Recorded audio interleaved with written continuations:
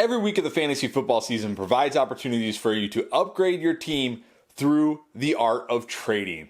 Let's talk about some buy low running backs heading into week 7. Welcome back, in-game community. I'm Chris, and I'm going to bring you some of my favorite buy low running backs that I think you should go trade for right now as we head into week 7. Let's start with Miles Sanders. He was one of the guys that I had pegged as a potential breakout candidate with another running back who I'm actually going to talk about later.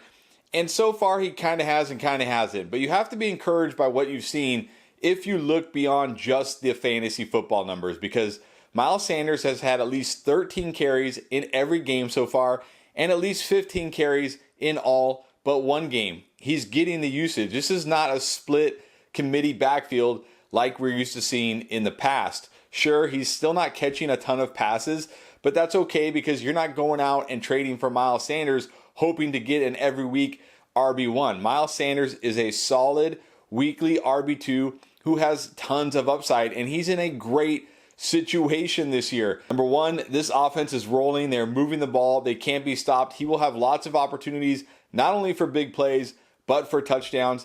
And number two, this defense is rolling, and that is always a good thing for the running back because better defense means better game script, and it means more snaps for the offense. So Miles Sanders, a guy still, he's coming off a touchdown on Sunday night, but still his value isn't very high. People aren't very excited about Miles Sanders.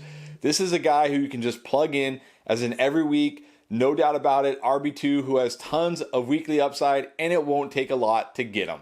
All right, I talked about Travis Etienne as a great buy low last week, and it looked like early on in week 6, the buy low window was going to slam shut. But then Trevor Lawrence stepped in and saved the day for everybody who hasn't gone out and traded for Travis Etienne yet by vulturing not one, but 2 goal line touchdowns with his legs. Nobody really saw that coming, but thankfully Etienne's value hasn't skyrocketed up yet. But when you watch these guys play, when you watch these games, Travis Etienne ripping off huge runs, making huge plays in the passing game, just looking so much more explosive and bringing something that this offense truly needs. And that's why I still believe Travis Etienne is one of the best buy lows right now.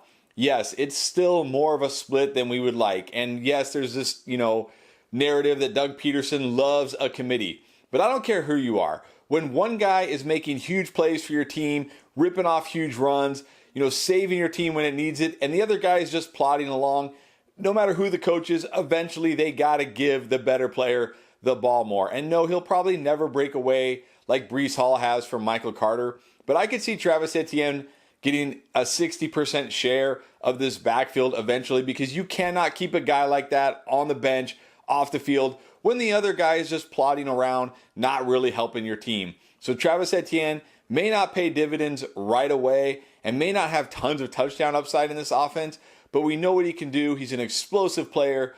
He's been explosive. He's ripping off big runs. I think eventually he's going to get the lion's share of the touches because Doug Peterson's going to have no choice but to give him the lion's share of the touches. So trade for him now before it happens. Again, think back to Breece Hall. Didn't pay. If you've traded for him week 1, week 2, it didn't pan out, but now you're loving it. I think that will be Travis Etienne down the stretch. Go get him now. Then I mentioned I had Miles Sanders as a potential breakout running back this year. I also had Clyde Edwards-Helaire as a potential breakout running back this year. And for 4 weeks, it was happening. But the last 2 weeks, it has not happened. But that is presenting a great buy low window for Clyde Edwards-Helaire because there was a lot of people who were very skeptical about Edwards-Helaire coming into the season. Right? This was not a high-end draft pick, kind of a late round, middle-ish round draft pick. And after the first 4 weeks, people were still a little nervous, like he's not really getting the usage, he's not really getting the touches, how is he doing this? Now after these last 2 weeks, people are like, see, this is the real Clyde Edwards-Helaire. And this is presenting a great buy low opportunity because his value has crashed hard. But look, he just had a tough matchup against the Bills. And yes, he's never going to be a guy who's going to live off of volume in this offense. He's going to live off big plays, some receptions, but the touchdown upside is what we're really buying here. The Chiefs have had 44 opportunities inside the 10-yard line this year. That leads the NFL, and there's no reason to think that is going to change.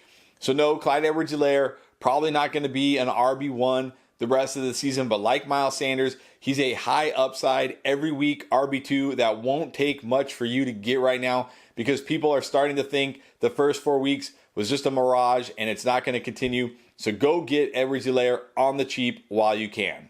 All right, so if you notice, I haven't had Najee Harris on here in a couple of weeks, and that's because he just had 2 brutal matchups, right? The Bills on the road in Buffalo, and then the Buccaneers, one of the best run defenses here in week 6.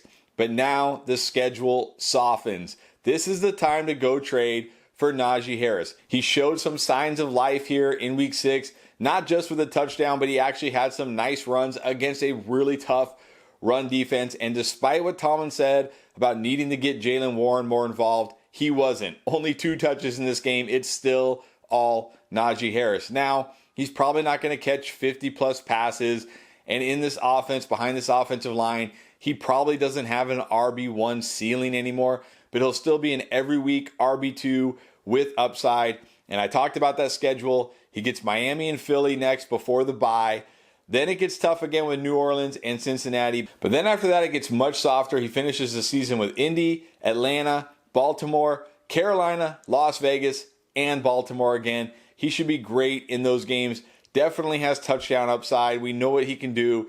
So now is the time to go get him. His schedule is going to lighten up. Again, not going to be an RB1. Don't overpay for this guy. But if you can get him and have him as your RB2 week in and week out, you should feel good. Another solid RB2 type running back who never gets the respect he deserves is David Montgomery. And especially coming off that week 6 Thursday night game where people saw Khalil Herbert rip off that long run.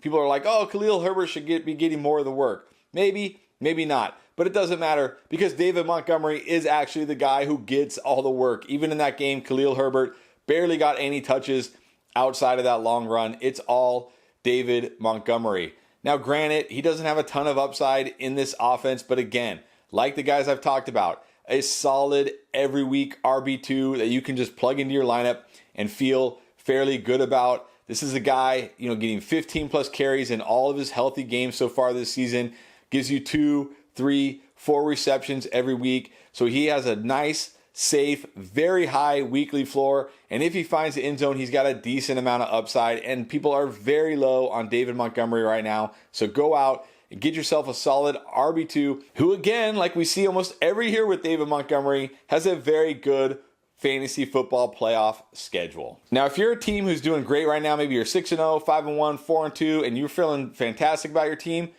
go try to trade for Cordarrelle Patterson right now. He's just sitting in somebody's IR spot, or if you don't have IR spots, he's just sitting on somebody's bench.